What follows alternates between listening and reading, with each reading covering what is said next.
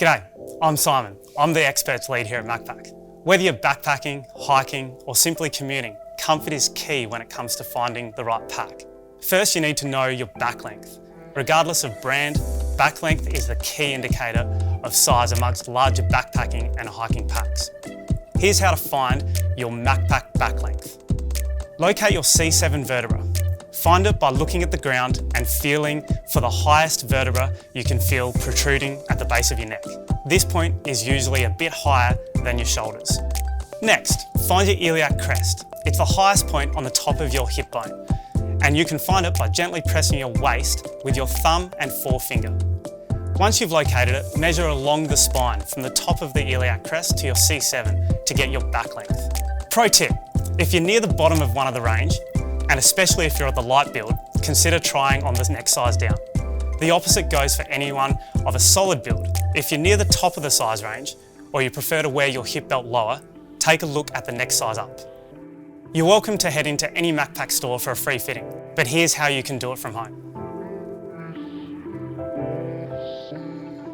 First, let's talk about back length. If your harness lets you adjust the length of your back, you'll want to adjust it to best fit you. Our Liberator and Airflow FlexiFit harnesses are all adjustable. By loosening the webbing straps of the top of the internal compartment of the Airflow packs or at the top of the harness on the back panel with the Liberator harnesses, you can move the shoulder straps up or down to tailor the pack's fit to your back length. Next, your hip belt.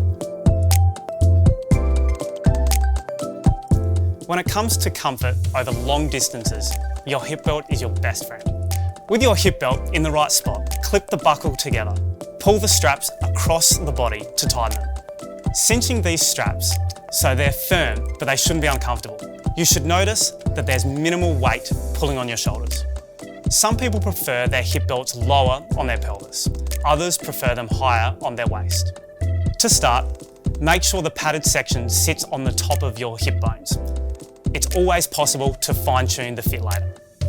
Another quick tip, the edge of the belt should extend just past the front of your hips, and both edges shouldn't be touching in the centre. If this occurs, it's a sign you need a smaller hip belt.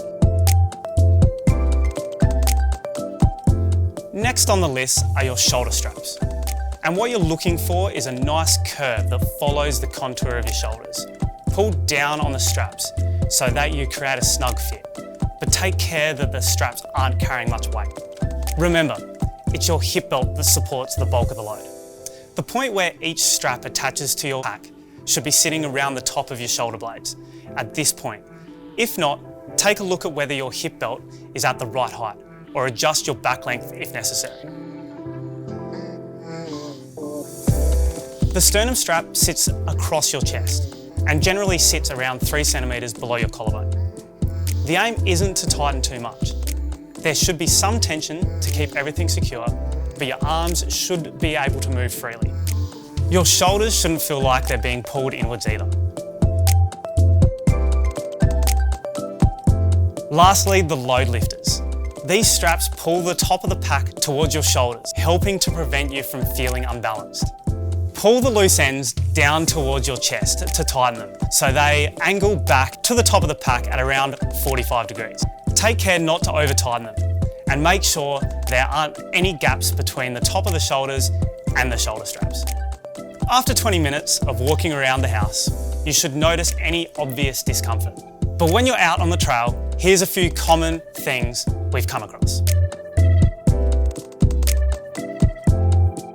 If you're feeling a pinch on the front of your hip bones, try to adjust the position of the hip belt. They do a lot of work when it comes to supporting your pack, and sometimes adjusting the point of contact is all you need to do. Loosening the sternum strap a touch will open your chest and can make it easier to broaden your shoulders. Shortening the back length and loosening the shoulder straps can adjust where the foam sits. Finding out you've got the wrong fit at home is a lot easier than finding out when you're 2 hours into a 3-day hike. It's absolutely possible to return your Macpac backpack within 60 days, as long as it's in unworn condition. If you're ever in doubt, feel free to visit your nearest Macpac store. Our team are more than happy to help you find the right pack and get you dialed in for your next adventure. Until then, happy exploring.